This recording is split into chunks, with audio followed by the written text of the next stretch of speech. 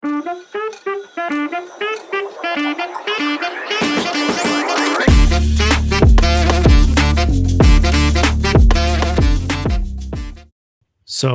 tonight's topic is going to take us all back to our childhood drama, our nightmares, our tortures, our fears.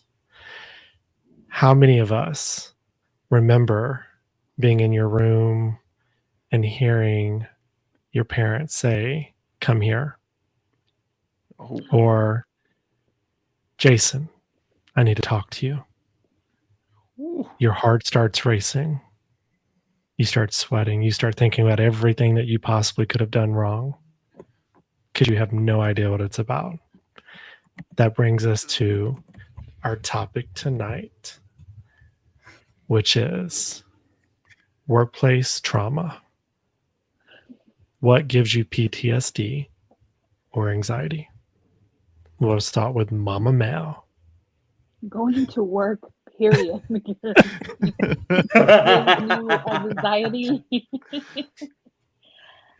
You guys ever got, first of all, I really like the way you introed that. Very scary. I immediately thought of my parents. Melissa, Ann, ven para acá. And then I knew it first and middle name. Oh, shit. What did I do? Did they find out that I skipped fourth period and went to a different school? Thank you. Whoa. They sure did. We need to talk about that later. Yeah, that's a topic for another day. I'll tell you what gives me anxiety. Team's message from your superior. Hey, you got a couple of minutes? Ooh. Or Slack. Yeah. I'm already thinking I'll pack it up now. We don't have to talk. Where's that box? Yeah. Well, I Triggered. mean, it doesn't help that there's a million TikToks that have that same anxiety-riddled message, like, "Hey, we have a 2:00 meeting with someone you've never met with before ever." So this is real. Like the anxiety and the PTSD of this stuff is even though we've experienced it, I think it's a prevalent thing. I think people are really experiencing this not only in real life, but like vicariously through in TikToks. Again, I'm the old man surfing TikToks, I guess. But no, it's true. What I think is funny is the fact that, and I'm not going to speak for everyone, but I work in HR and I've been in the room dozens of times with general conversations as well as corrective conversations. And even to this day, when I get a message from my boss, my heart starts racing because I'm trying to think, oh my God, did I screw something up? Did I do something wrong? And it's not, and to be honest, I know there's people out there that'll say, well, that means you're doing something wrong or you have a guilty conscience. I mean, honestly, I have a fear of disappointing my team, and I have a fear of unknowingly doing something wrong. So, there's all kinds of tricks of the trade that we could probably give as advice that might help with this situation, but it's so different for every person and every job and every supervisor that there's no advice that fits every scenario perfectly. So I was ahead, going to Dr. give you a thought on this, and y'all could probably back me up on this one. We have an HR gut. That's what I call it. Like your gut tells you something's up, whether it's a situation investigation, whatever it is. You get the dreaded weird message like, hey, can we talk? And you're like, oh, this person always says, hey, can we talk? And then, like you said earlier, there's that person that you normally would not be in the call with you, and your boss shows up. And you're like, oh, man, I knew it. And then the next words out of your mouth is, hey, we're going to go ahead and let you go. Like, that's my biggest fear. Like, if I know the person says it over and over, like that's their normal, hey, let's talk. Sure. But you bring in somebody else, then I know something's up. But like, you feel it. You feel it when you're about to get those words. Yeah, but there is verbiage though that you could always use to help kind of identify, is this something I need to be worried about? Because a lot of times, it's kind of 50-50. You'll get that message that says, hey, do you have a moment? Or, hey, let's catch up tomorrow morning. To me, I think it's worse when you send that message like, let's catch up tomorrow, or hey, we're coming to the end of the day, let's talk tomorrow morning, or hey, it's 8 o'clock in the morning, let's catch up at the end of the day, because you're trying to figure out, okay, how do I prepare for this? What I want to say is I think it's absolutely okay to reply back to the message and say, like, absolutely, would you mind sharing what this is about so I can be prepared for the conversation? Don't be afraid to ask what it's about. And then that'll tell you right then and there if it's a confidential conversation versus just like a check-in or a one-on-one conversation. But I swing that around to hopefully any listeners that are leaders, that when you send that message, throw a little bit more in there. Don't just be like, hey, do you got 10 minutes? Or, hey, can we catch up at the end of the day? Like, what are we talking about? Hey, do you got 10 minutes? I wanted to catch up on that briefing. Or, hey, can we recap at the end of the day? I wanted to figure out where you stand on your projects for the week. Explain, we get so caught up in our day to day that we tend to forget what's in our head is, we're not talking to Miss Cleo. They're not psychic.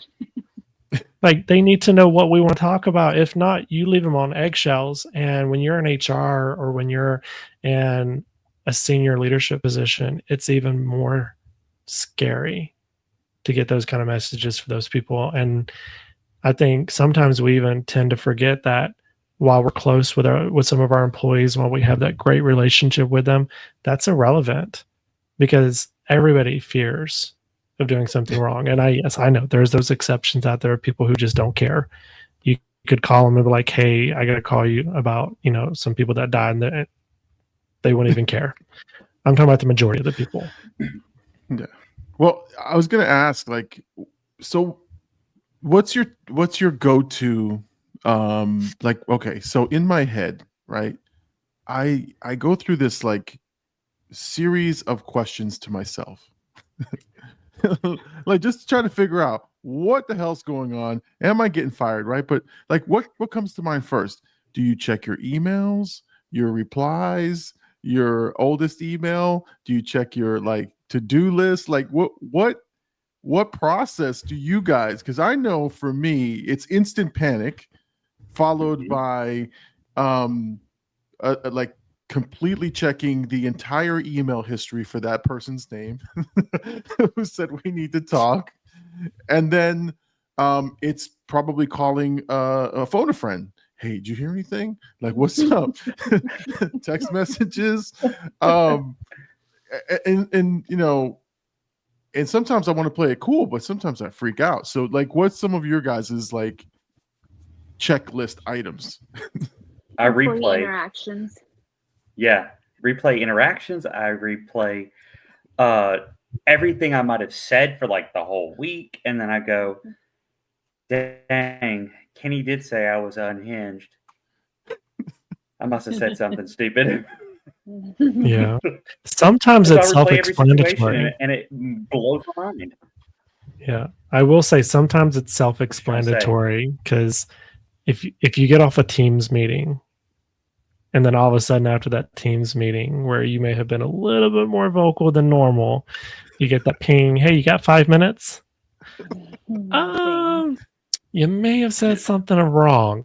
Like, shouldn't have flicked that person off on camera. I shouldn't have called someone an asshole in the middle of a conference call with 34 people on the call. Those are self-explanatory. So we're not talking about the common sense ones. Right.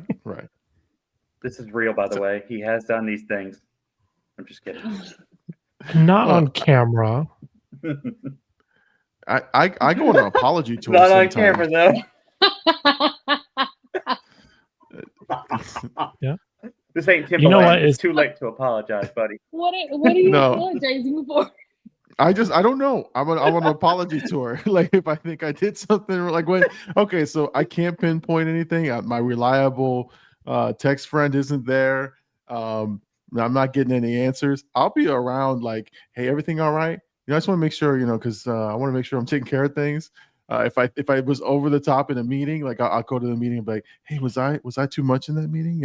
Again, I'm going everywhere. Like I'm poking every bear and just like, because I'm in a panic until you tell me it's okay, like it's fine, nothing serious. But until that's a complete like dick move to say, oh, we'll just talk tomorrow. No, because all night long I'm gonna be tossing and turning to I'm gonna call my wife on the way home, go, what the hell did I do? And I swear to God, and then like before I know it, I've like pinned 17 like fireable things on myself. And I'm like, what did I do that for?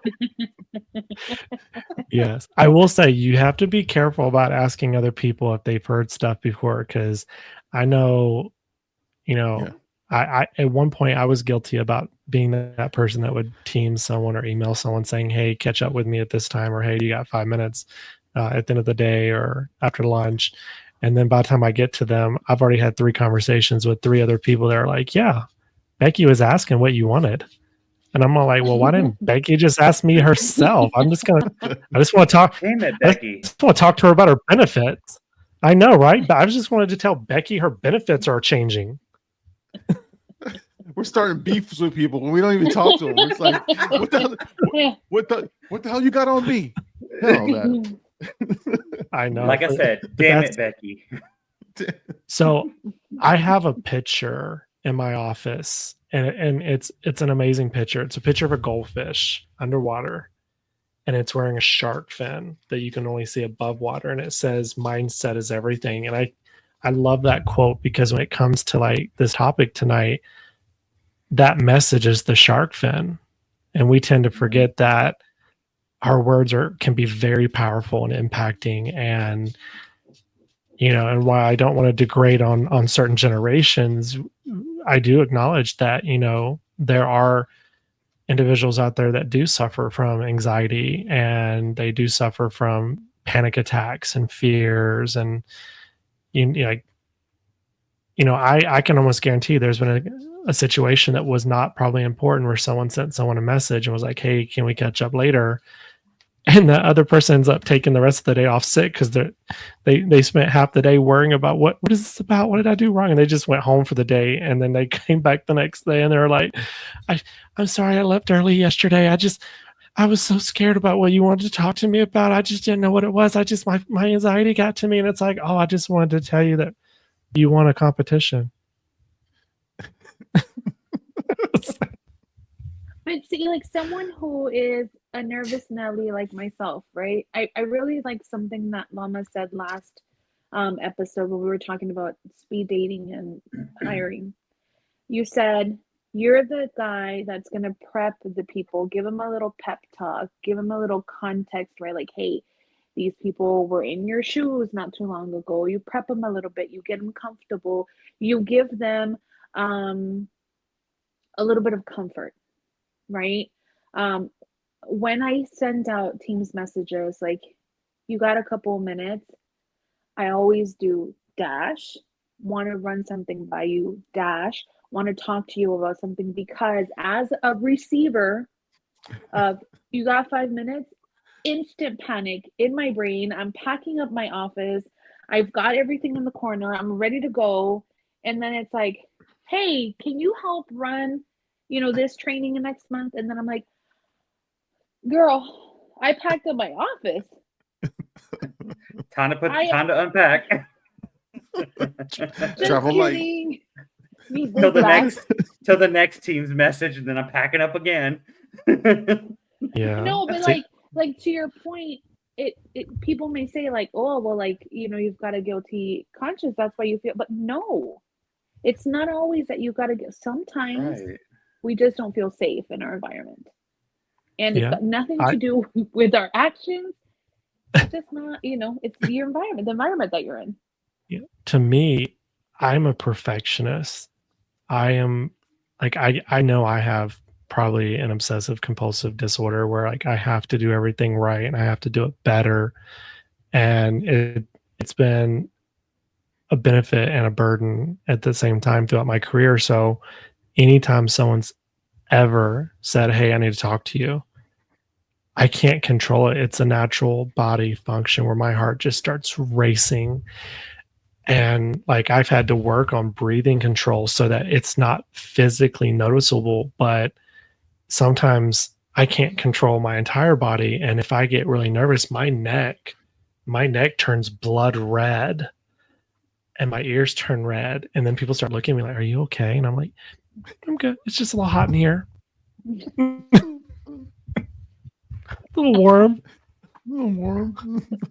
So my question for you, Jason, is what about, because you know there are some people out there, that leaders that intentionally do the, hey, I want to talk to you at the end of the day. Don't give Yeah. context. Don't say nothing, because truly they're either, and I will just say it, they're a bad leader because they're not aware of their surroundings, of the people that are around them, or their people that are working for them, and they say those things. So I am 1000% in saying, give something. Like I always say, what I'm talking to you about. Hey, when you get a second, I want to talk to you about the performance reviews. It's that simple. And the ones who don't do that, sometimes I run through my head like, you were intentional in what you said. You did that, and you didn't care. And so that's my thought. Yeah. Well, it's also And tone. well, You can't see tone in a message. You can put a smiley face with it. Need to see you after work. Smiley face. There you go. That's yeah. But LOL. But you all right? So okay? So I can't be the only one. What voice do you read things in? Is it your own voice or somebody else's voice? Or when you get an email, do you read it in their voice? Because sometimes that helps me. Sometimes it helps me. Like if I know this is a very nice person, when I'm reading their message, I'm reading it in their voice, and I'm like, Yeah. The harshest voice that I've ever heard from that person is how I read it. The harshest voice possible. Exactly. She's screaming. That's email etiquette though. Like if you're good at writing emails, which I not advertising, but I would recommend you get it. Grammarly will tell you what your tone of your email sounds. Is it happy? Is it rude? Is it mean? Is it, whatever it is? That's where the email etiquette comes, that you cannot read emotions in an email. It's all words, unless they tell you, I hate your ass. Then unless they tell you the emotion, you have to read it just blank. But I am absolutely with you there, Big Llama, because I do the same exact thing. The worst, the worst sound, and their angriest moments. Yeah. And I'm going, oh crap, I'm in trouble. Yeah. I will say though, for the young leaders and the young managers and those that may be early on in their career, to me, it also kind of ruins your reputation and your ability to have what I call like makeups, because we're all human. No matter how long you've been in management and HR and any authoritative position, influential position, we all make mistakes. And at some point in time, it's going to be seen, it's going to be heard. And when you take those one-offs that we have once in a blue moon and then add them to this anxiety of every time they send me a message, I'm worried about what I did wrong, it really starts affecting your credibility. And it also starts giving you a reputation of being someone to be feared. But I will say I've had amazing bosses in a few different positions that I've held throughout my career. And the kind of relationship where like we talk every day and we're very open, and honestly I feel more comfortable talking to them than I do my own husband sometimes.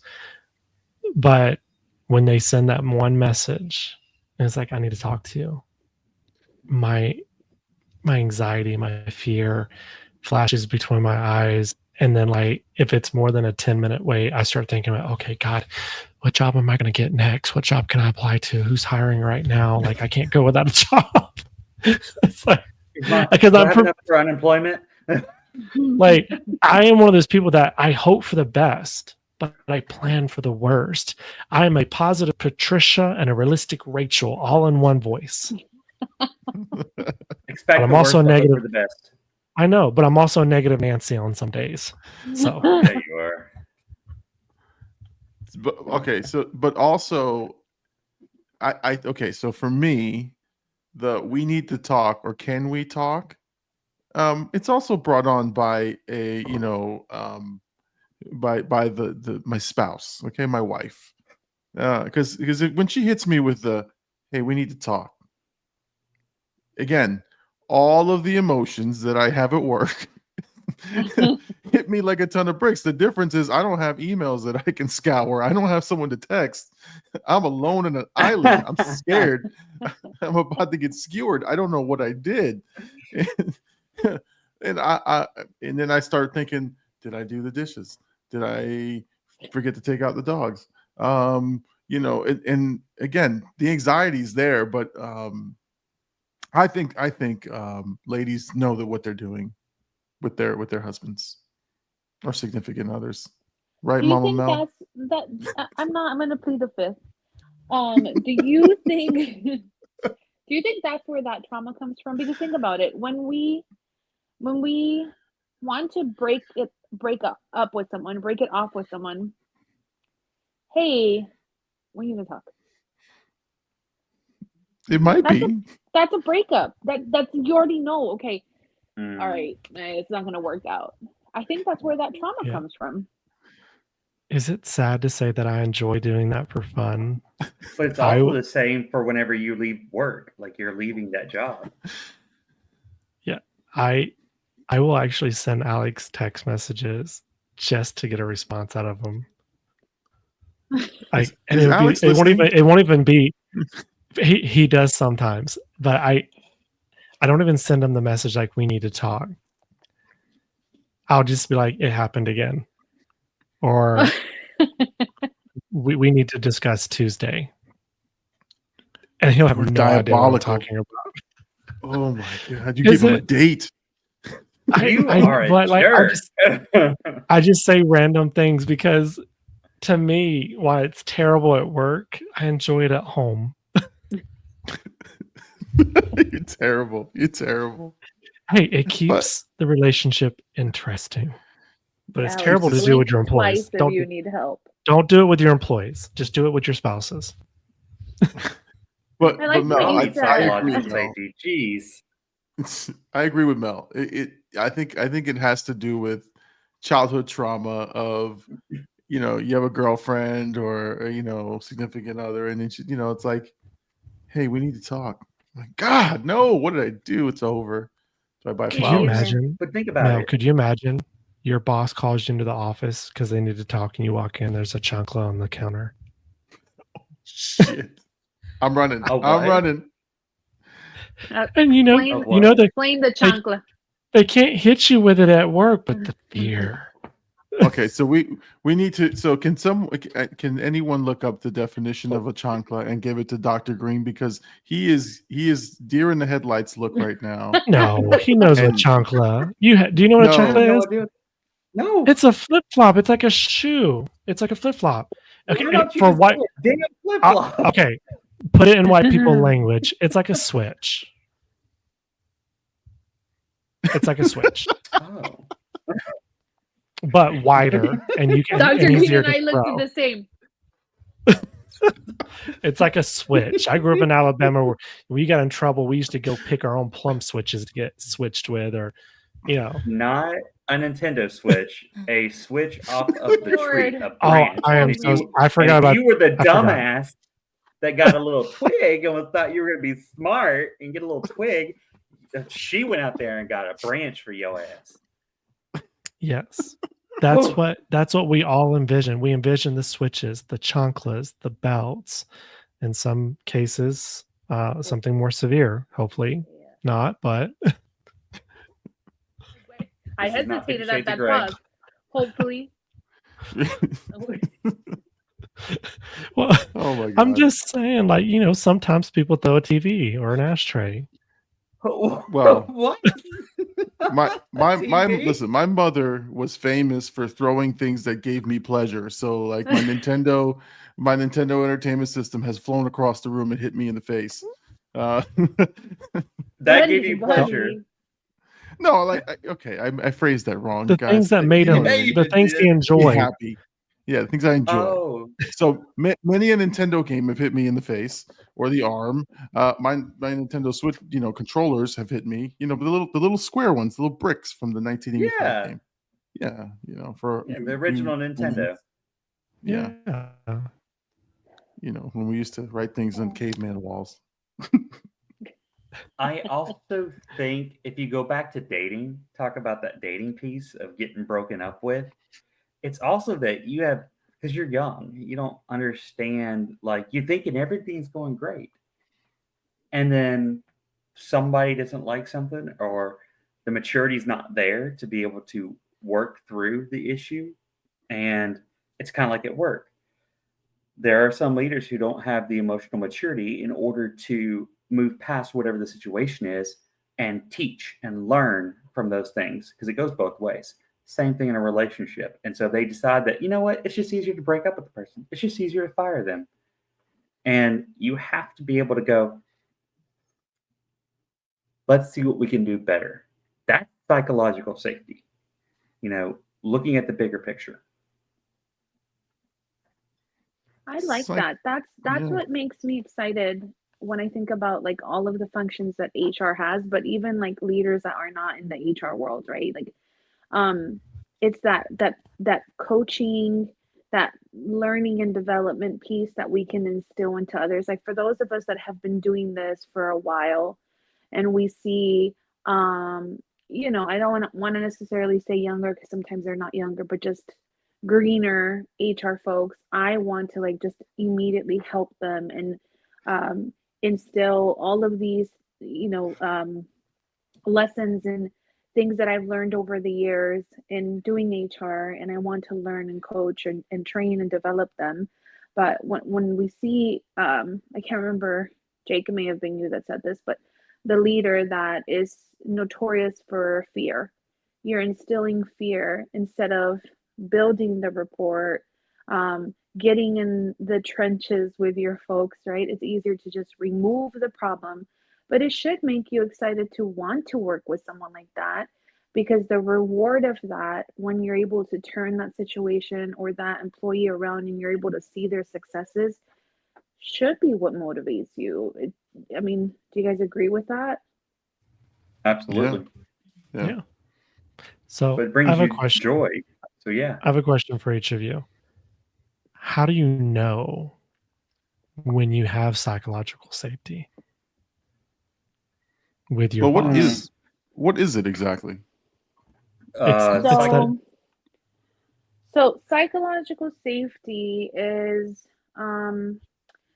being able, or think of a work environment, right? Or a belief that as individuals, we can voice our concerns, we can ask questions, we can speak up or make mistakes without the risk of punishment, without the risk of shame.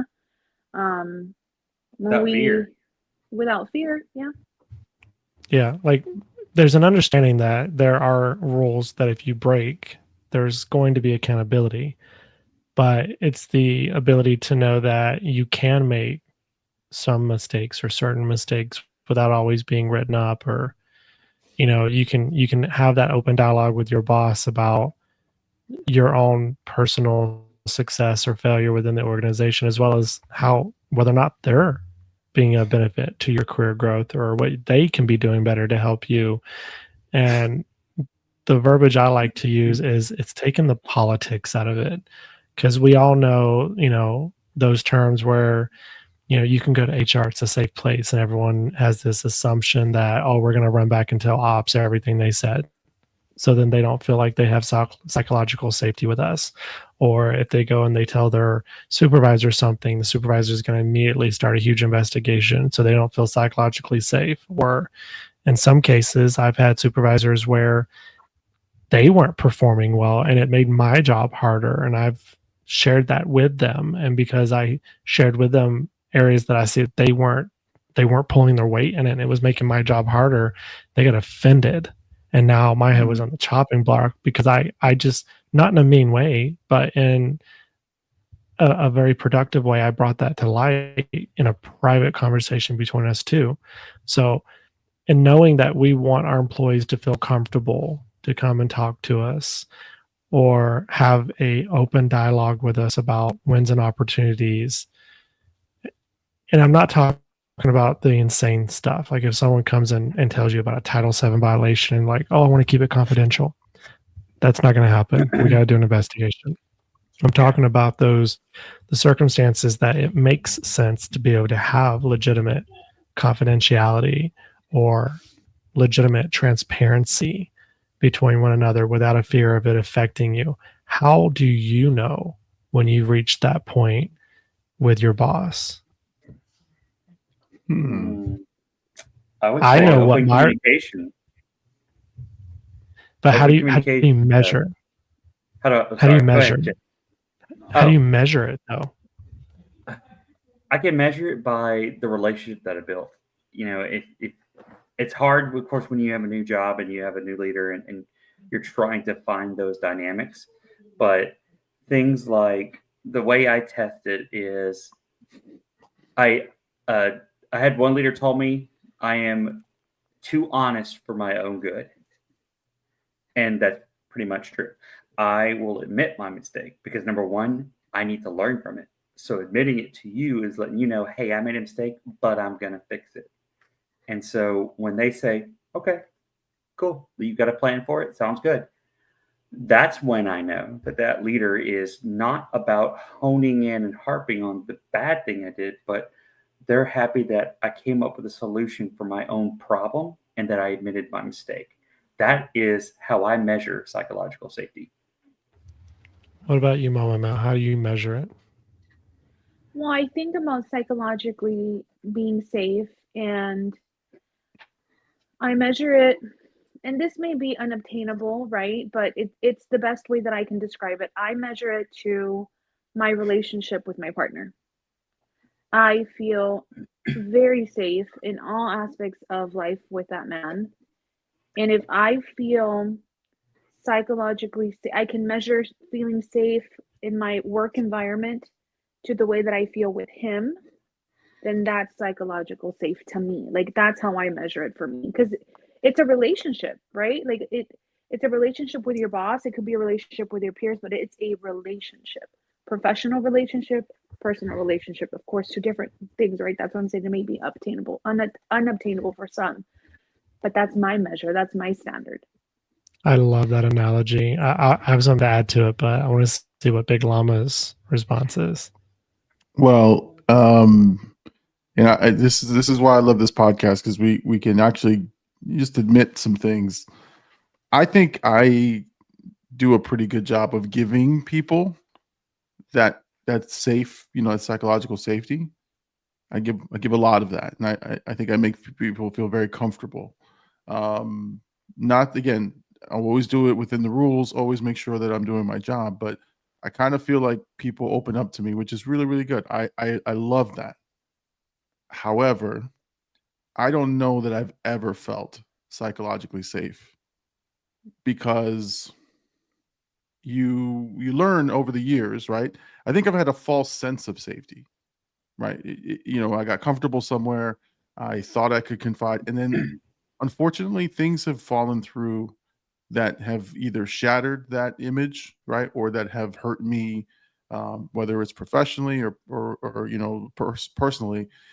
So I don't know that I've ever really hit that comfort zone with anybody, because unfortunately, people are in this is just my mindset, is that we are all inherently selfish. And again, I'm not saying anything bad about you guys or anybody. I'm just saying I think when push comes to shove, right, and we have to look out for our family and our well-being and our livelihood, I think a lot of us default to self-preservation.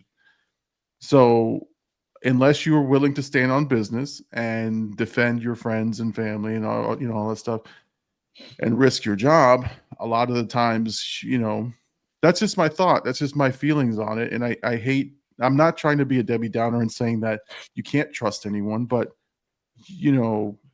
that's just been my experience to it. So I like to give people that, as much of that as they can, because I want them to feel well and I don't want them to feel like me. but I am a little bit tortured where I don't feel it myself. And so I recognize that, though. I recognize that. And as much as people want to say, you can trust me, and I don't trust you at all. And and look, I'm just being 100% about it because it's the absolute truth. And it's just been my past experiences. It's been, I will define it to say, one specific moment of giving a company over 20 plus years of my life, and then being handed a folder, that shattered any illusion of the psychological safety, because everything and anything that I've done up to that point came to light. So again, so I'm a little bit jaded and a little bit rough on it, but again, I can admit it. I can admit what my feelings are, but it does not change. It does not change my my drive or the way that I do things. So again, I want to give that psychological safety, and to be honest, I don't have an ego about it. I'm not trying to one up someone. I just want to make them feel comfortable, safe, help. I want to be helpful, but I just never felt it myself. I love Sorry that. to bring the room down. You're not. It's not jaded. You're not being a Debbie Downer, but I think for a lot of us in HR, that's exactly how we feel. Yeah, we haven't been given, and I'm not saying it's like this everywhere, right? But in our world, we are the safety net. We are the last man sometimes, and so for you to be able to provide that to other people is putting the human in human resources, which is our job. And that's a tough thing to do, because there are some HR folks out there, and I'm sure we all know some or have encountered some at some point in our careers that don't care. I don't give a shit. So it is the reality of a lot of us that are in HR. And this is, you may be able to relate to this even if you're not in HR, but everything you just said resonated so heavily within me, because I'm like, that's true. We are the people that to give that it's expected of us to give that, but we've never experienced that. Yeah. The way there's so much truth to what each of you said. The way I would explain it is that there's never a true 100% psychological safety. So some of us are at 10% on that, and some of us may be at 90%, but there's never truly 100% psychological safety, because at the end of the day, they are not family. They are not friends. They are not the one that's, while they do give you a paycheck, if you get fired, they're not paying your bills. So I don't think what you said, Big Llama, is wrong. I think the way people can better understand it is there's a percentage of it that's there, and it's never 100. And some other individuals are higher on that scale while others are lower. But I also love the fact that Mama Mel kind of associated with the relationship, because I look at it like that as well, but it's backwards, where when you meet someone and you fall in love with them and you start dating them and you marry them, you have 100% trust there until the day it's broken. And then it's hard to get that trust back. Where with an employer, with a boss, I think it's backwards. I think we come in very guarded and very not trusting, very closed. And we have to build that trust. We have to build that psychological safety that tends to come more instinctual in a relationship. Well, when it's personal, it's backwards. We have to build on it. And I think that's where the longer you're with a company, the more you put into the business, that's where you get from that 10% up to 90, because you start getting more comfortable, more safe, more protected. And we just, at the end of the day, there's a business to run. And unless you're willing to admit to your company and your boss that you murdered someone, and where you hit the body and all the evidence that's going to be used to prosecute you, and with a guaranteed fact they're not going to report you, you don't have 100% psychological safety. Terrible analogy, I know, but what is wrong with you? I'm just saying, I know who I would call to bury a body with, and it's not anyone at work. So I don't want to go. It's too late of a drive. I'm tired. We're I'm not gonna have calling to Mama stop Mel. every 20 seconds. Like, I got a what, do you have headache. snacks? I can't. Where are we going? Is I'm- there a Starbucks on the way? Like, I have questions. It's like I gotta change my clothes afterwards and burn them. No, Mhm. You mean I have to wear this plastic suit? No, I'm good. I can't I'm- carry this person. They're heavy. You well, guys have been watching too much true crime documentaries. I can I'm hear pregnant. it all no, of you. actually, I'm pregnant. it was a TikTok video. I think we've all seen that TikTok video. If not, most of us have, where they're asking parents, "Would you murder for your child?" Because yeah. to me, when I was talking about the psychological safety, that kept playing in my head because like the psychological safety of your children with you to trust you and have confidence in you. Because like I actually thought about that answer. Like, would I murder for my child? I absolutely would. I mean, I'm not just gonna go like do it for joy, but if someone no, I'm serious. If someone, essayed one of my children or murdered one of my children, I absolutely would murder someone over that. Like, Tonight on Dateline. I'm just saying, like, I would end up on an episode of like I almost got away with it, and I would be absolutely 2020? okay with that. So my kids have psychological safety with me. Listen, you know how we're gonna get virally famous off of this podcast is when we're featured in a true crime documentary and they go, ladies and gentlemen, we'd like to present the People's Exhibit 1A, the Just Four Friends Trying to Figure Out HR podcast. He admitted to it. He preemptively planned it. And they're just going to play the clip, and then all of our faces are going to be on this true crime documentary. Like, No, they're not. They're going to blur you all I am out. innocent until proven guilty. Damn it. oh, no. Listen, they're not blurring my face out. I'm going to sign the release. I want to be in the documentary. I want to be the famous guy. They'll be like, everyone else's face is blurred out. What about that guy? Hey, all I ask is when you sell your book, at least put 2% on my books. You be That's the all one I in ask. jail. What are you talking about? You need it for your pack of cigarettes that you're gonna be No, I'm trading? saying you can't sell the rights to a book if you're in prison, but if y'all sell the book, you can give me 2% of your profits on my books. So I have something to barter with when I'm in prison because my looks are only going to last me so long. Oh shoot, they'd only last you probably the next 6 years. I will send you. I'll put money on your books for your ramens and Slim Jims. Yes, Yes, thank you. I might we'll take even care pick of up you. smoking. I might pick up And- smoking. We gotta contribute to your toilet wine. But I know I took it down a dark rabbit hole, but psychological safety comes in many Yes. forms, both personally, from a parent's perspective, from a sibling's perspective, from a child, a friend, and today's topic just happens to really be focused on the work piece of it. But I do agree with all of you, and I think one of the biggest things that people learn the lesson the hard way is the way you did, Big Llama, the way I did. I have my own horror stories that I had 100% psychological safety in organizations, and I ended up getting screwed over at the end. And it taught me the value of don't be who don't stop being who you are. Don't not give it 100%. Like, don't change who you are that makes you a great leader, a great person, a great worker. But just know that there does need to be guards there. There has to be guards there. You can't have 100% psychological safety in an organization as far as, like, oh, I'm never going to get fired, because you don't know what that organization is going to go through. And it may not even be a individual layoff or a termination because you violated policy. It could be that the company's going to shut down, or there may be changes in certain processes that eliminate your position. So Right. it's not personal. These people are not paying you out of their own pocket. It's a business.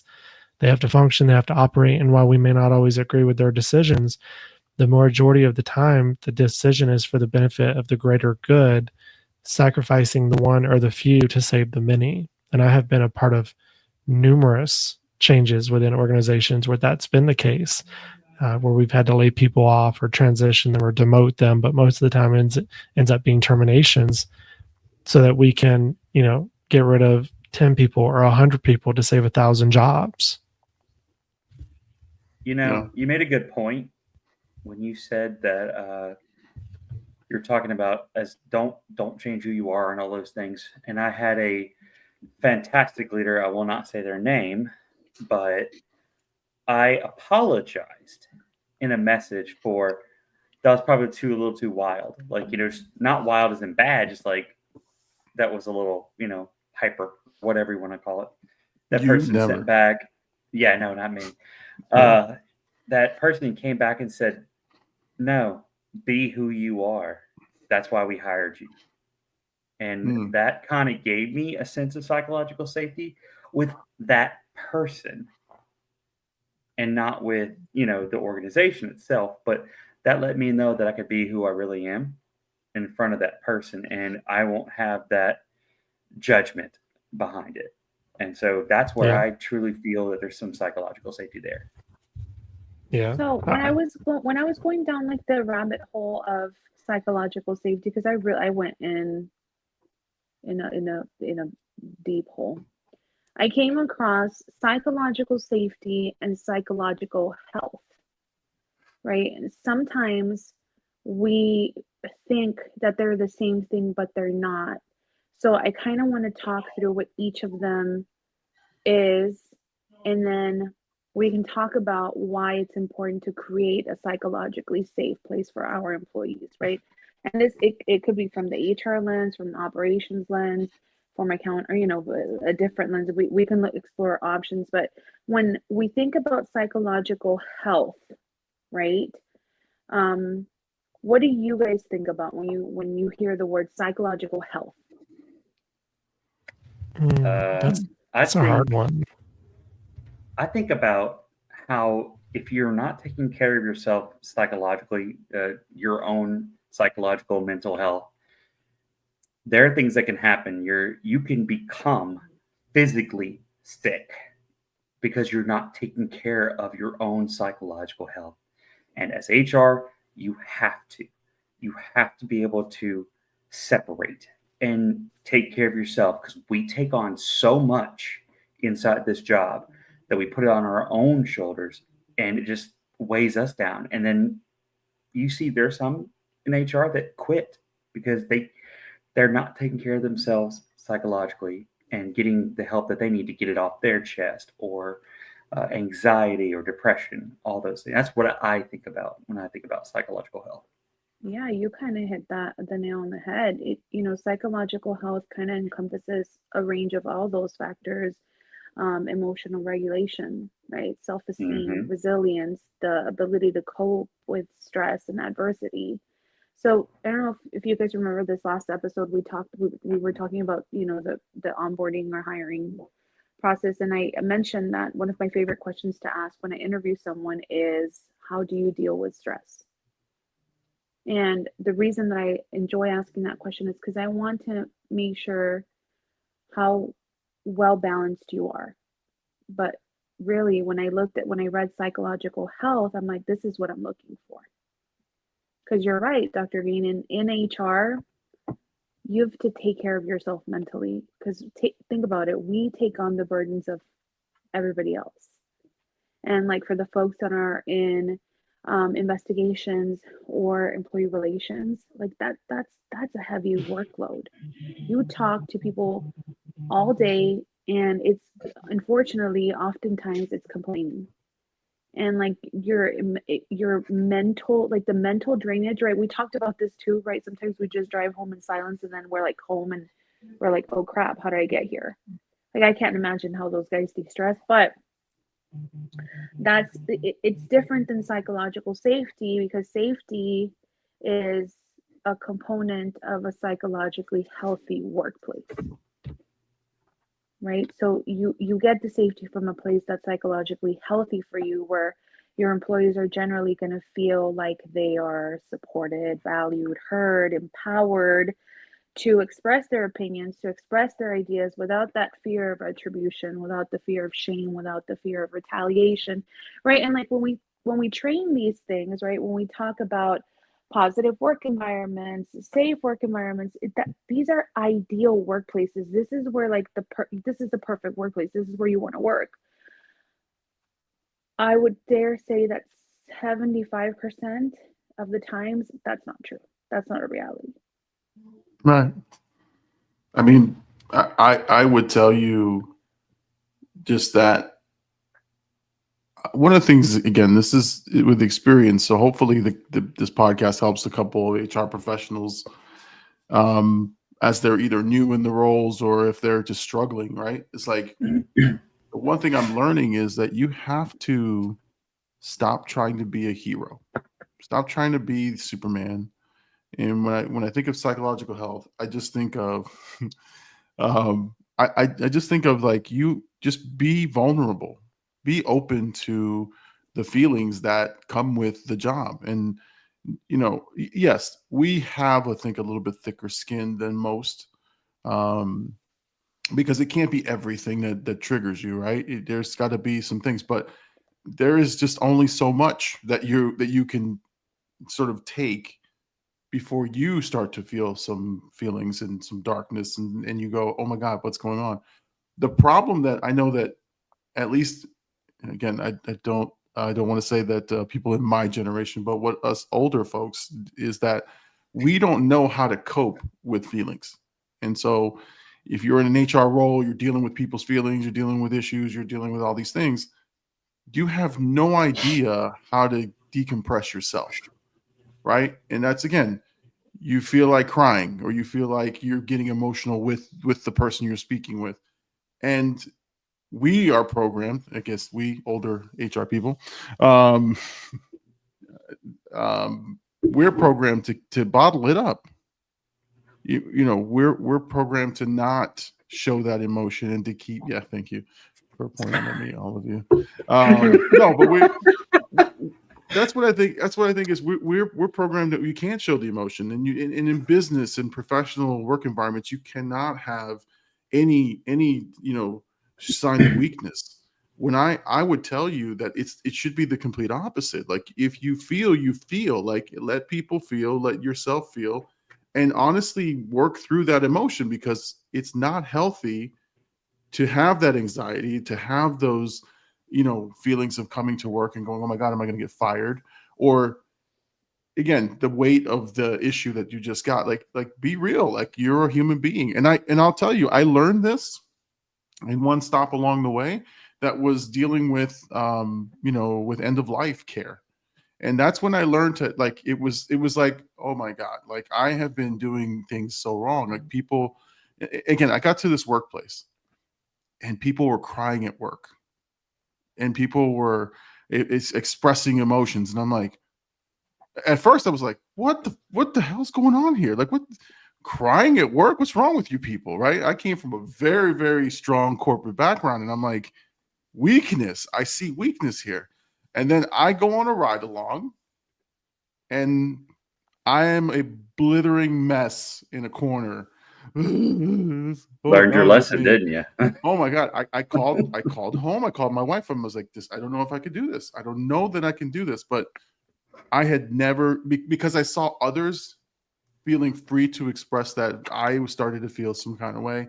And but again, I just think, for me, my view on this psychological health is to understand your own feelings, is to know what they are, and to just work through them and acknowledge them. Stop bottling them up. Stop trying to be a hero. And if you need to give yourself a moment, give yourself a moment. So that's the thing.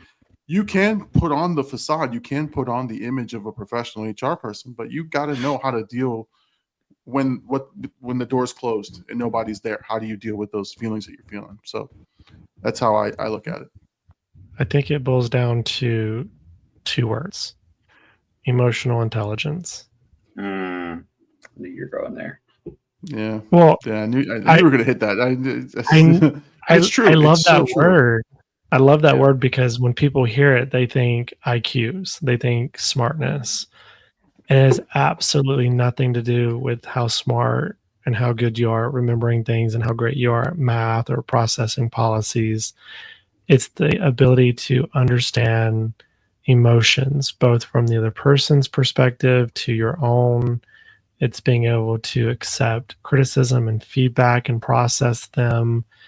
Because in my opinion, I think 75% of those individuals that are not good managers, that don't provide a safety place for, for us to be able to have that,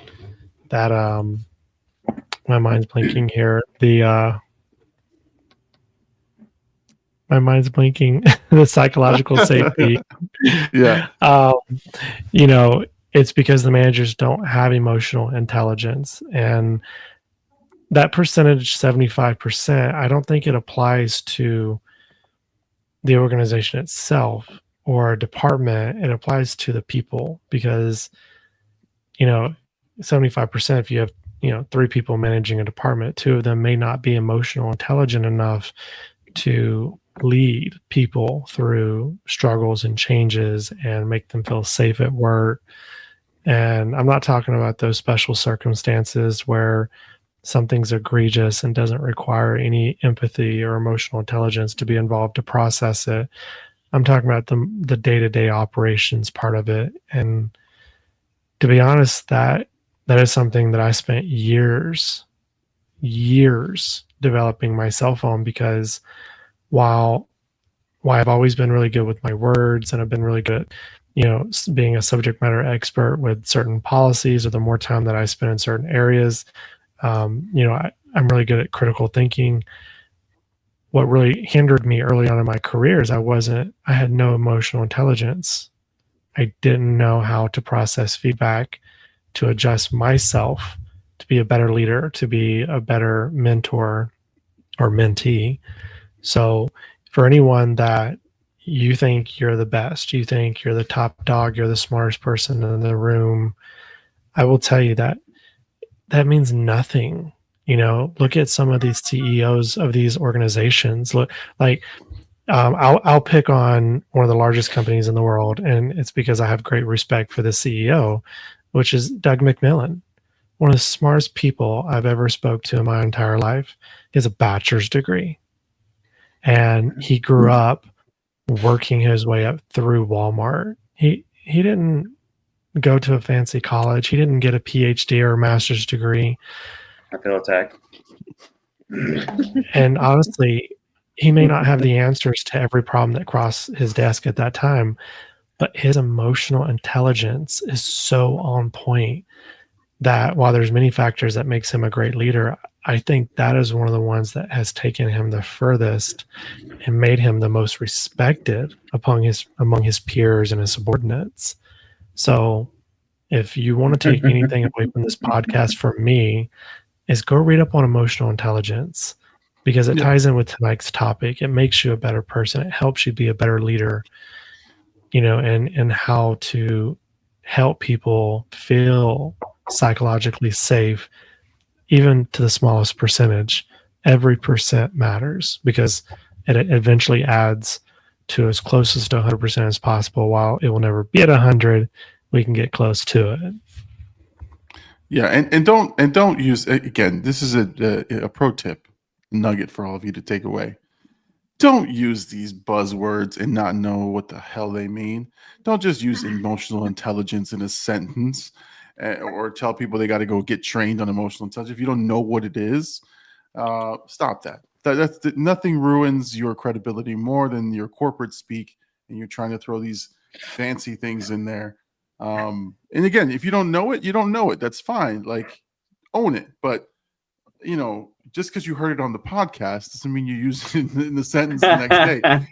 In practice, in understanding and researching, that's how you really apply that thing. Because right now, you could say the word emotional intelligence and get like an open, what is that, right? Or you get eye rolls because you made everybody do training on it. And so again, just make sure that when you discover something that's going to work like this, right, you apply it. You know what it is. You do a little research on it, because trust me, nothing kills it more than the freaking corporate goons that tell you, "Oh, we're work-life balance," and like that phrase is giving everybody an eye roll. But I'm just saying, let's do that.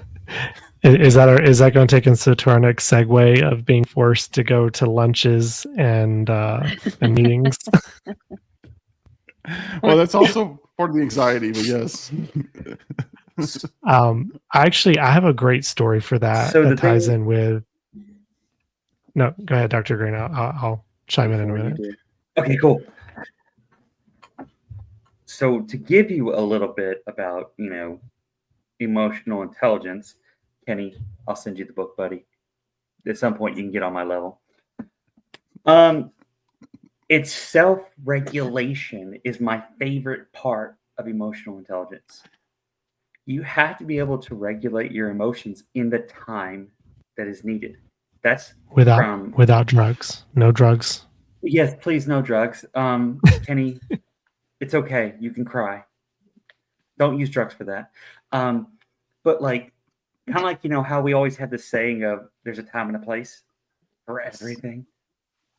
There's a self-regulation that you have to have, especially in HR. Of like when somebody's doing I do an investigation, and there are unfortunate things like sexual harassment that happen, and you have to keep a solid, emotionless face. That's self-regulating. Now, if you're the person that's going, that's not okay, and you're not self-regulating your Joker brain that's going on in there.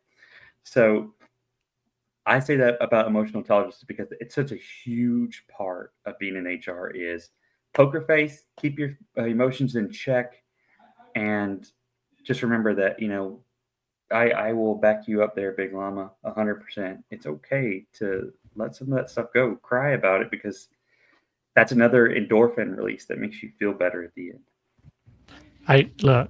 I partially disagree with that comment that there's a time and a place for everything. It's about as effective as a gated community at an apartment complex. It is a false sense of security.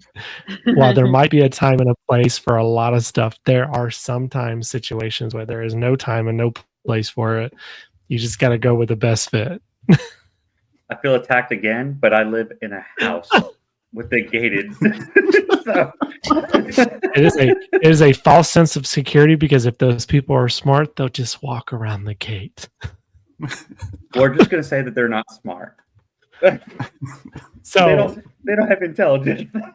The story I have for mandated lunches and meetings, and this ties in with what does not give you psychological safety, is a company that I worked with early on in my career.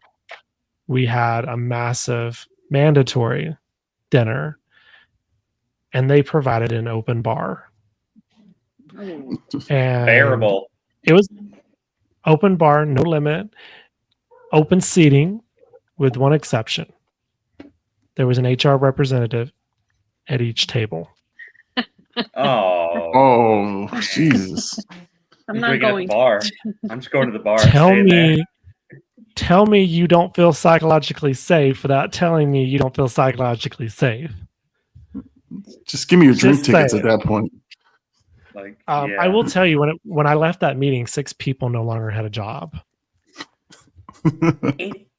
It's a good way of getting. Just don't do this, anybody. It's a good way of like getting rid of some people. Like this one's too wild. We gotta let them go. That's about as equivalent of putting drugs in a recovering addict's house and then expecting them not to be tempted. I'm like, that was so wrong on so many levels. That is not a way to make your employees feel psychologically safe. That is a way for them to absolutely lose all trust in you. And eventually, unless you're paying them an obscene amount of money, they will not stay with you. And that probably accounts for their turnover rate that they had. Oh my God. So, mandatory lunches and parties. You got to show up. You ain't got to eat, but you got to sit. Next Give me the martini. Oh no. So I think I don't know if I think I've expressed that I am very open with my feelings, and so in my experienced age, I have learned to be vocal about the things I will and will not do. But those things, but those forced business trips and build the team building meetings and lunches, It's a special level of anxiety that I get. Because I truly don't want to look bad. Like I wrestle with how comfortable do I feel telling people I don't do that, right? Or I won't do that. Because then I look like a jerk, right? I look like, oh, he's not a team player, he's not Mhm. partaking in the lunch, and he's not part of the team building. But Hey, I just value my time, and my time away from the office is my time, right? And so I shouldn't feel guilty about not wanting to spend my free time with you, who I see every day, 8 to 10 hours a day. No, I shouldn't. But at the same time, I get it. Like there's a benefit to the networking and team building, but like honestly, it depends on what level your career you're at, right? Like if you're new and you want to get to know people and network, you go to those things, you go to those events, and I've done that. But like once I've reached the point where I'm like, I'm pretty comfortable in what I do, and I'd like just doing what I do. Yeah, I don't want to schmooze. I don't want to smile and look at your kids' pictures. I don't want to do that because I'm not that interested. Um, I don't say that out loud. I just say, "Oh, that's nice. That's very nice." Um, Mm, no, Dr. Green, Mhm. I love seeing your kids' pictures. I do that's like right. them on. I do like them on Big Facebook. Llama, your body, your choice. You don't have to go. Thank you. Thank you. I feel seen. You No, feel empowered, don't you? I do. No, it's one of those things where unfortunately management and again HR, we're guilty of this too. We don't realize the power of our positions.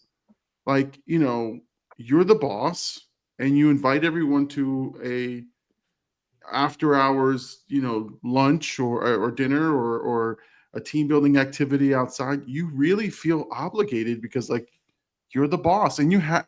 Unfortunately, that's what we need to teach leaders and also HR professionals. It's like remember what position you hold, and that there's just an implied influence there. Like people will do what you say because they want to please you. They don't want to piss you off. Not that you're mean and not that you intend it that way, but it just again, the boss of the company comes to you and is like, "Hey, we're going to have dinner tonight." Like how hard is it to say, "Nah, bro, I'm not having dinner with you." But like it's hard. Like you almost feel obligated, like, oh, okay, no problem, yes. And then you back yourself into a corner, and then you're like, how do I get out of this? You know? So that's all. I mean, you have to make it inviting and you can make it optional, I think. Um, and So, just say, as a gesture, just say, hey, we're going out tonight. You don't feel obligated to go if you don't have to. We understand. But if you guys want to meet at the Chili's, we're gonna be there tonight. Happy hour. Fine. Yeah. If I want to go, I'll go. If not, thank Like you. I don't want to go, right? Like I don't want to go. I enjoy my work life harmony. Okay. We're not calling it oh, work life balance okay, anymore. We're There's no calling such it thing. work life harmony. right. But then I have FOMO. Like Oh, fear of missing out. Yeah. I like Chili's. I like their chips and salsa. I want to kind of come, but like I don't Baby necessarily back want to be ribs. there with you guys, but like I also want to be in on, whatever little gossip we're sharing, whatever little insights we're getting. Like I want that too. I So want to see Becky although I get don't, wild. yeah. Becky's gonna go. She's gonna have one too many drinks, and I want her to spill all her secrets. Damn it, Becky and Becky. benefits. Becky and benefits. This is the next time we say, Becky, I need to talk with you. It's not about the benefits. There is no psychological safety here, Becky. Yeah, but we know Mama Mel wants those baby back ribs. We know. Oh, baby back ribs. True story. I have been craving their Milton chocolate cake So, for like 2 months. so quick Well- quick segue, because we did this last time. Best menu item at Chili's. Go. Chips and salsa. Mozzarella cheese sticks. Those big old square Listen, things. they've got the most Mm. delicious cheese pool on this planet. Cheese Yes, curds. they do. Cheese curds. I like their cheese curds. They have I'm not- cheese curds? I didn't know they had. Yes. Do they really? Well, the They one do. here does. No one No, likes Don't we chicken don't. mess with crispers. us. Oh, No one, Huh? no. The chicken crispers are classic. the honey Nashville mustard hot. chicken crisp. Yes, Nashville hot. yes. You Mm, guys see But the TikToks of because the triple dipper is coming back. Like that's such a thing right now. that's But iconic. it's I know, and I'm thinking like, hey, we used to do that like when I was, younger. That was the in thing. You're not In our cool. 20s. Yeah, Here's exactly. you 2 years ago.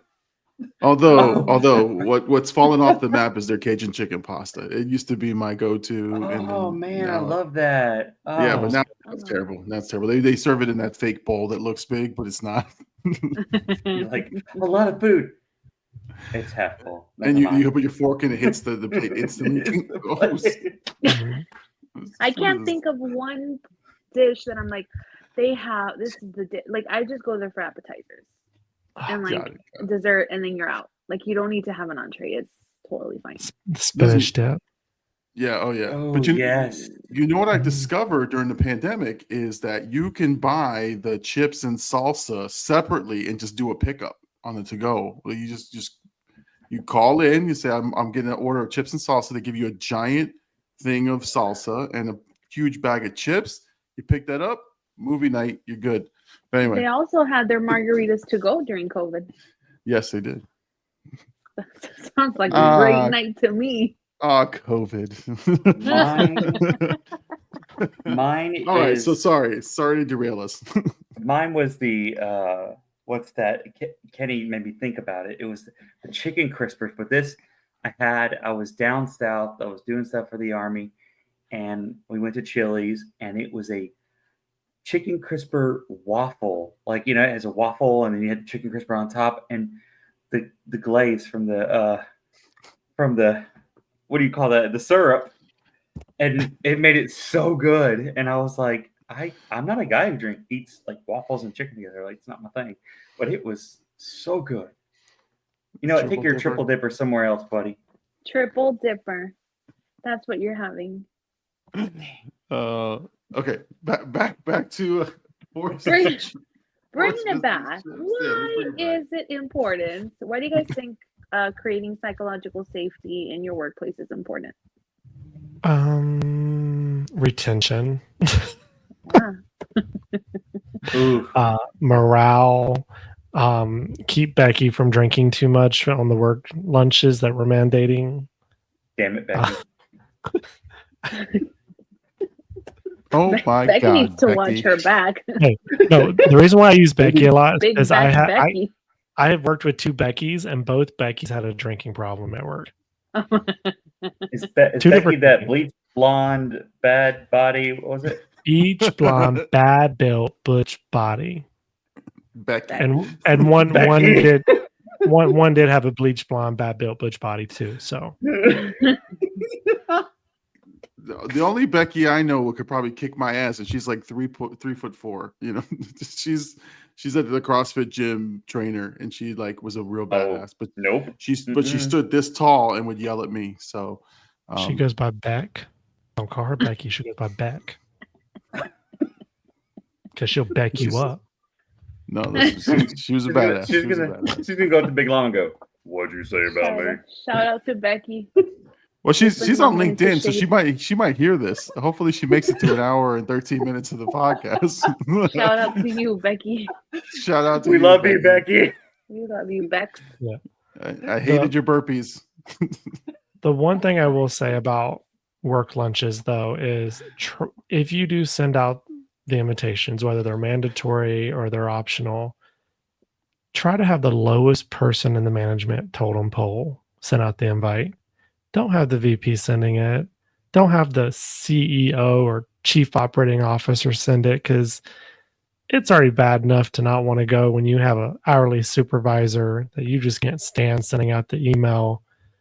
But when it comes from such a senior leader, yes, you get more participation, but you get it out of fear versus they're voluntarily wanting to come. And then, another thing is I can't stand when we have meetings or lunches and the leaders don't talk to everybody.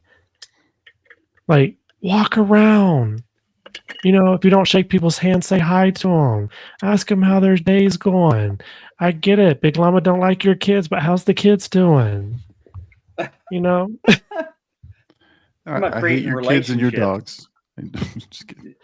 Yeah, don't bring your And dog. kissing babies. Don't bring your dog. I get that. Don't bring them to I work. get if they are not ADA compliant, don't bring them. Leave them at home. Oh. Big district. Listen, I feel attacked. Yeah, listen, Bring your turtle, Kenny. Bring your turtle. There is a freedom of being able to say and verbalize the things that you like and don't like, and it's such a great freedom. But at the same time, I get perceived as an asshole, and so I own that. You know, like, for example, and Mama Mel, do not take any offense, but gender reveals, don't ever invite me to one. Your potlucks, don't invite me to those either, because I don't do potlucks, right? There's little things. Mama Mel, I told you, don't take offense. You made this face. I'm blocking you right after. Don't You're the block me. exception. No. I'm offended No. for you, Mama Mel. Mama Mel I'm offended is- for no. you. She's the exception. She's Right, allowed well, to yes. spend him. We We're talking have about to work. be the exception, my friend. No, This no, is but at work. No, Okay, but no, okay, in all general, I don't want to go. In general, I don't want to go to gender reveal. But In general, he will- doesn't want to socialize with humans outside of his family. most He of the doesn't time. have to. Most of the time. But Okay, no, I'm but gonna- like, and I like your pictures and I like your stuff. I'm just saying, I don't necessarily. Okay, if Mama Mel came to me and was like, Kenny, please come to my gender reveal, I would be like, absolutely, not a problem, right? Because we know each other. You know, this is great. Anybody else? The answer is no. Dang, if I asked you I- to come to mine, you wouldn't come? That includes I- you too. Mel, Dr. Mama Green, Mel, no. we're gonna have a gender reveal party, and we're gonna invite the Big Llama's wife and kids, but he's not invited. That's fine. That's fine. They can Mama go. Llama will come. They can go. Mama Llama will go, and it's all good. It's And then we're gonna get Miss Big Llama a little tipsy, and we're gonna find out some secrets. Secrets. Talk about gossip at work. Woo!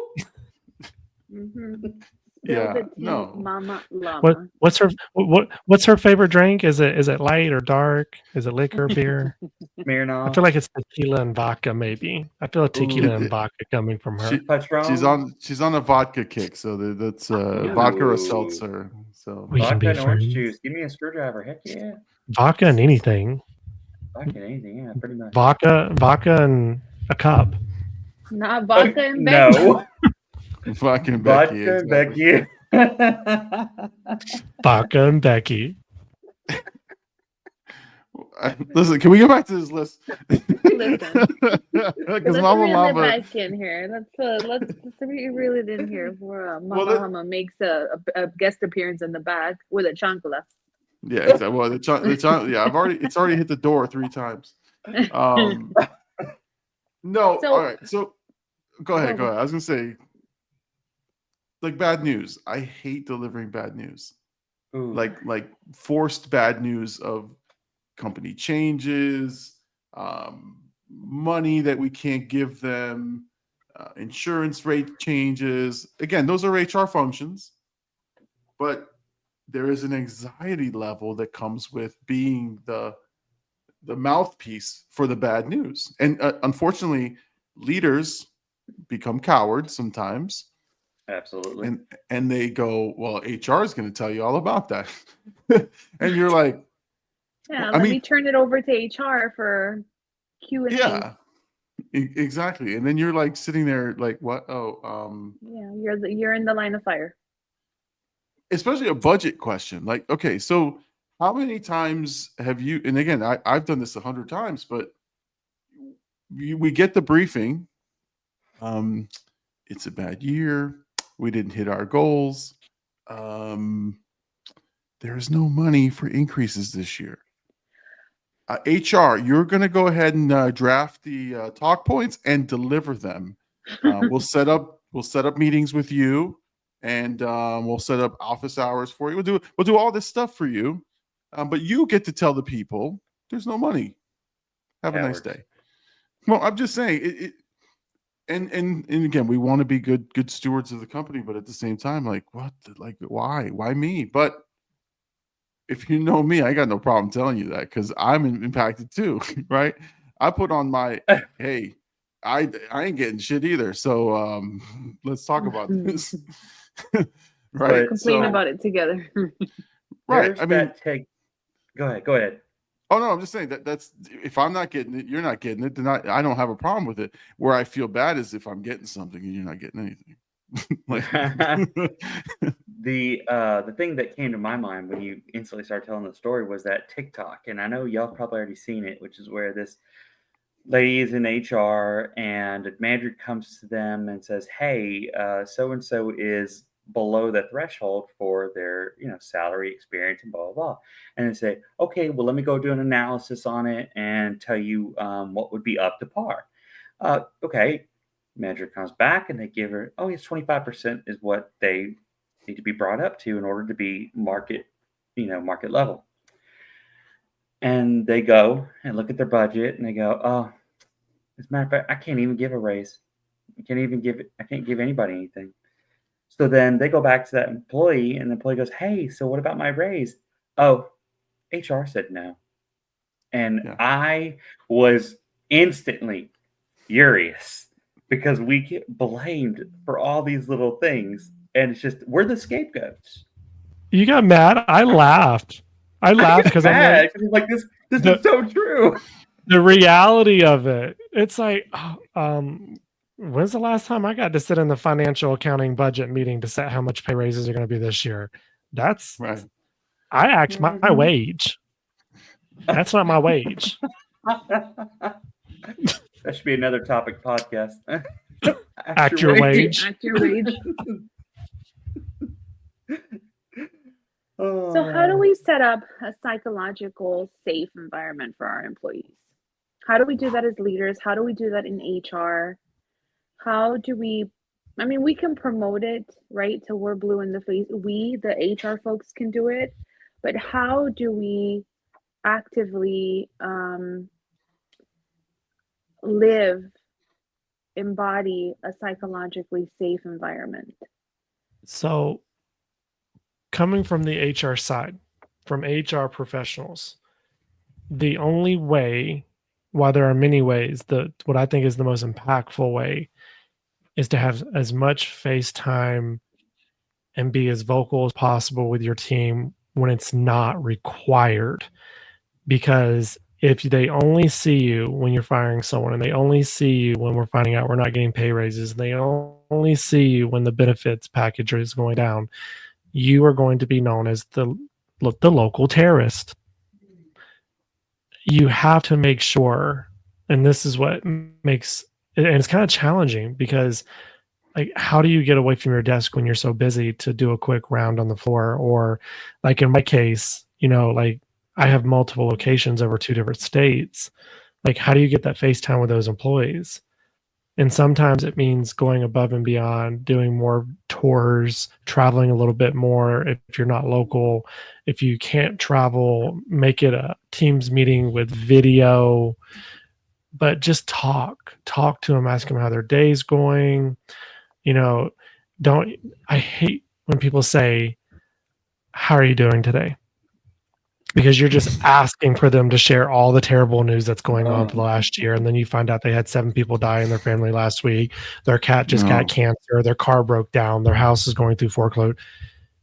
What I like to ask people to try to keep it on a positive note is, what's good today? Hey, what's a positive note for that you want to share today? It could be work related or personal. I leave it open for them, but what's good today? What's one positive thing that happened this week? And sometimes it makes them think. Some people it's easier, some it's harder, but it makes them think. And then HR is kind of like a lot of different things, which is you are as good as your last engagement. If your last engagement was bad, then that is your reputation. If your last engagement was good, that is your reputation for that being. And your reputation changes probably more than you change underwear. So talk to your team as much as possible. Have as much FaceTime as possible. When you're on those meetings and absolutely nobody else is on camera, who cares? Turn your camera on. Let them see you. Even if you're not the one talking, let them see you on camera so they can associate your participation, your attendance. That's not a bad thing in this situation. That's the only way, and it's very limited. And while there's many other ways to try to control the narrative, to me, that's the most impactful, the most memorable, and it's kind of very limited what's within our control that we can do. So that's my spit. Dr. Green, catch me outside. What's yours? Mine, I will agree with you. That's actually where I would engagement. Engagement has to be not a one-person thing. It has to be a team effort. Got to be, you know how they say they change culture from the top down? If you have the CEOs like, yes, I want good culture. COO, yes, let's have a good culture. And then gets to a vice president, forget culture. Boom. Now you've ruined culture. If you are a leader, every leader should be involved in some type of engagement with their employees. It's not to save face, it's to be a part of the workplace, but also be a part of your employees. They'll trust you more. They'll be engaged with you more. They'll have that relationship that you truly need to have in order to build that trust, build that relationship, and be successful. That's what you got to have. So engagement to me is extremely important. I'm not saying every leader in the company go play bingo with people on the floor. That's not what I mean. I mean, like you even said, walk on the floor, say, how's it going? Hey, how you doing today? Or what you like to say, which is, what's good, dog? But all these other things, keeping that connection, and they will trust you so much more. Yeah. I want to make sure I call out what you said. Speak. Don't walk around the floor and stare at people like a creepy stalker. Speak. Right. And you know what? And there may be environments where it's hard to talk. You know, we've all worked in an environment that, you know, is in like a call center setting where, you know, you have people that are live on phones. You can't just go up and go, excuse me. No, tell the customer to hold on. How's your day going? You can't do that, but wave at them. You know, like mouth the word hello, hi, wave at them as you walk by. Smile. Don't look like you're constipated. I get it. It's hard for some people, but don't just walk around and stare at people, because then you're going to set that reputation that you're looking for something that's wrong. You don't say hi to anybody. I actually had a recent situation where I was on the phone walking through a building and someone said hi to me and I didn't hear them. And they asked someone else, like, well, why didn't he say hi to me? And I was like, oh, did they say? I didn't even see him say hi. And I'm a very social person, so I took that person. I took that personally because I'm like, I'm gonna make this right. I'm gonna say hi to them, like, you know, like, but walk the floor, say hi to people in a non-aggressive way. Like, I'm gonna say hi to that person. What's up? I know. Would be the best reader ever. And I do want to say, for all of our negative Nancys out there, they're going to be like, well, I'm too busy, I can't ever remember. Set a calendar invite. Yeah. All right. And don't give me this BS that, oh, I work from home. Well, I love that for you. Call somebody on Teams. Yeah. Call them on Teams. Call them on Teams and be like, boy, turn your camera on. How's your day? Advice, do not call them boy. Okay? Yeah, don't call or don't girl call or hun or honey or anything like that. Just yes. say, hey, turn your camera on. Call them Chica. Say, Chica, turn your camera on. No, I'm joking. Or it's like someone, as my nickname in one of the stores I used to work at, they used to call me Puppy. Do not call anybody Poppy. Don't call 'em. Like, I get in some areas it's a heritage thing. They didn't mean it in a sexy way. They're calling me Poppy as in like, they were an older lady. What does Poppy mean, though? It depends on how you say it and what culture it's coming from. One could be romantic while the other one is more just, I don't know It how to means explain daddy. It means daddy, but it does not mean like daddy is and I want to sleep with you. Hi, puppy. I call my dad, I call him puppy. But that's my dad. Yeah. But you said it in a more Poppy. Not Well, that's my dad. I was in a little bit of a senior position, so she said it in a very endearing way, not a like a father puppy. figure. Yeah, like Yes, a father figure. yeah. It's a respectful puppy. so Yes, a you respectful puppy. were a father. You were a father figure to a lot of other people, huh? But regardless, don't say poppy. Don't say poppy because Or the big llama. Chica. I know the big llama keeps giving me Title VII violation vibes over here. Keeps calling himself old. All I can hear. What? I'm like, I'm just waiting for that person to agree with you at work, and then you go, "Oh yeah, no, I can say it about me. You can't say it. You violated Title VII." I low key am trying to crawl out of my skin based on this conversation and the amount of times we've said the word poppy in many different tones and dialects. I've even lost my train of thought. I'm like, what am I going to say to close this out? And I'm like, poppy. We're gonna get vodka, and every time we say the word poppy, it's a shot. We need to find Becky first. Don't bring Becky. Hey, Becky for benefits. I will buy a wig and I will be Becky for you. I will not call you Poppy. I mean, you will not call me. For those of you watching, you see me slowly move away from the camera. As he puts his hood up like Slim Shady over there. But on a good note, know what we're talking about. We have psychological safety here in this call. That's right. We do. For those of you listening, this is your safe space. Yes, just don't call us Poppy, okay? Please. Well, is there? Here we go. All right, I'm gonna bring it back. Let's close this out. Let's just wrap the women that hear this podcast are like, we know exactly what she's feeling right now. Let me reel these men back in. Bring it back home, gentlemen. All right. We'll bring this to a close as we always do. We'll go around in a circle and give our final thoughts on today's topic. We'll start with Mama Mel. So I wanted to just add, but I'll close with it.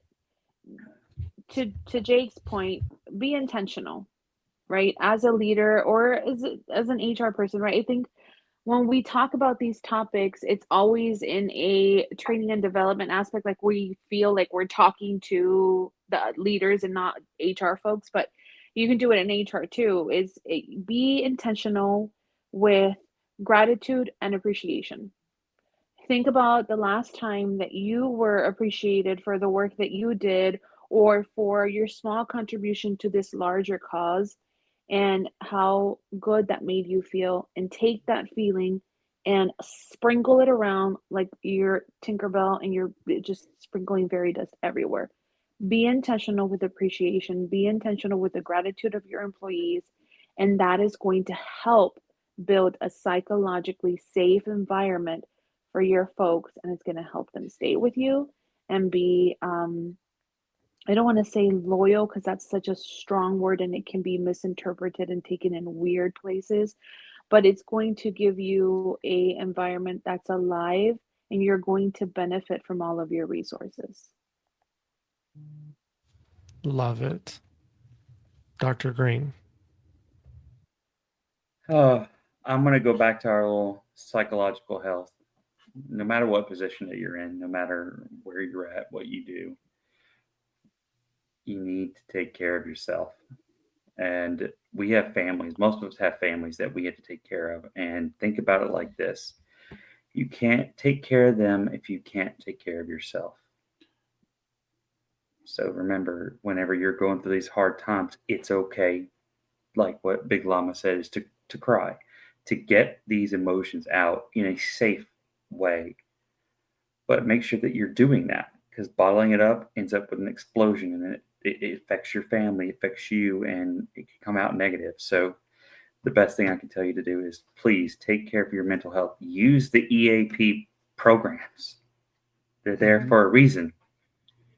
So that's my advice. Good Love stuff. it. Big Llama. What's the drama? No drama for the llama. No. So I think we've hit on a lot of things, and I think this episode, more than any of them, I've been a little bit more open about my internal monologue, right, or what I think on some things. But honesty and self-awareness and self-assessment are huge in this. Like, you have to know how your words impact folks, right? How your position impacts people, your actions. And don't ever forget that you're always gonna have to keep that in mind in what you do. So those are a couple things that I would say from the exterior, right? From those that have positions of power. Look to see what your actions are doing to your employees. Like really, like be aware of the room.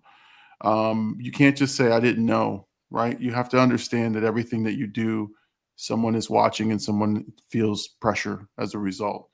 The other flip side of that is for those of you that do this for a living and you're in HR, be aware of your feelings. Be aware of those situations where you start to feel overwhelmed, and just, either talk to somebody or figure out some coping mechanisms, right? Whether it's, again, it's deliverables, it's the people that are telling you these things, that can get to you.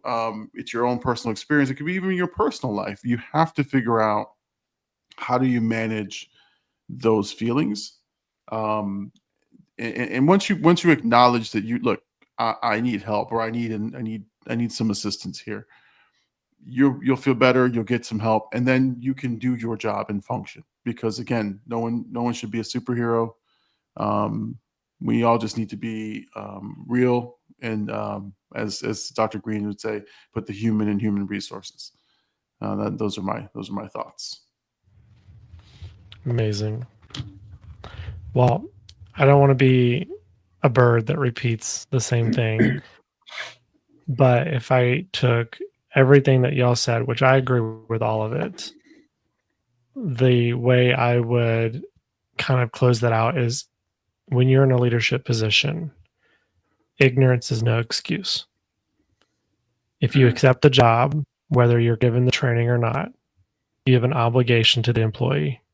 You have a fiduciary obligation to the organization to go get that knowledge or self-teach, because you accepted the job and the roles and responsibilities, which comes with psychological safety. So remember, ignorance is no excuse. Logo for a t-shirt. There you go. So as we bring that to an end, we want to remind the audience, until next time, when we call you into the office, hate has no home here. Absolutely love it. Peace out, everybody. Have a great time at work. Don't go to any forced meetings, and no gender reveals. All right. And don't invite Big Llama to any gender reveals. Okay? Or potlucks. Or if you have cats, don't invite me. Well, that's another episode of the Four Friends Trying to Figure Out HR. We didn't solve anything, but hey, at least we tried. And by tried, we mean we laughed, we overshared, and we probably violated some HR guidelines ourselves. But remember, this podcast is for entertainment purposes only. Don't take our advice. Seriously, don't. And if your HR manager asks, you've never heard of us or this podcast. Thanks for listening. Like, subscribe, and join us the next time as we keep trying to figure out HR and fail spectacularly. Now, go be productive, or at least pretend to be. And tell your boss that I said hi. Tell your mom I said hello. Tell your daddy I said hey. And remember, hate has no home here.